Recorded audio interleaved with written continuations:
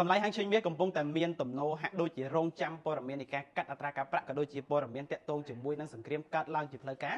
ទើបមានការមូលទៅលើបងប្អូនអរគ្នាអញ្ចឹងនៅក្នុងឱកាសមាសដែលកំពុងតែស្ថិតនៅក្នុងតំបន់ទាបនេះគឺជាឱកាសបងប្អូនខ្ពស់មែនទែននៅក្នុងការបើកគណនីទិញលក់ទៅលើតម្លៃហាងឆេងមាសដើម្បីទទួលបានផលចំណេញក៏ដូចជាបងប្អូនដែលទិញលក់មាសគីឡូគឺធ្វើការផ្ដោតទៅលើការទិញដើម្បីទទួលបានផលចំណេញនៅពេលដែលតម្លៃហាងឆេងមាសឡើងទៅលើខ្លាំងបងប្អូនអរគ្នាយើងមកមើលតម្លៃហាងឆេងមាសនៅក្នុងថ្ងៃនេះវិញថ្ងៃនេះគឺជាថ្ងៃទី8ខែ12ឆ្នាំ2025តម្លៃហាងឆេងមាសនៅក្នុងទីផ្សារអន្តរជាតិគេកំពុងតែទិញលក់នៅក្នុងតម្លៃ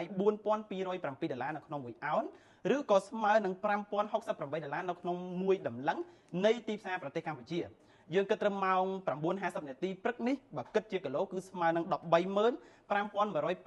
នៅក្នុង1គីឡូផងដែរបងប្អូនអរគ្នា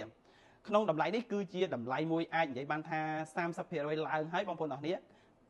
ក៏ប៉ុន្តែក៏មិនមែនជាតម្លៃមួយដែលខ្ពស់ដែរអាចឲ្យបងប្អូនទាំងអស់គ្នាធ្វើការផ្ដោតទៅលើការទិញបានទាំងមាសគីឡូនិងមាសនៅលើឧបករណ៍នេសាទបងប្អូនទាំងអស់គ្នាអរគុណច្រើនសម្រាប់ការទស្សនាវីដេអូមួយនេះបាទ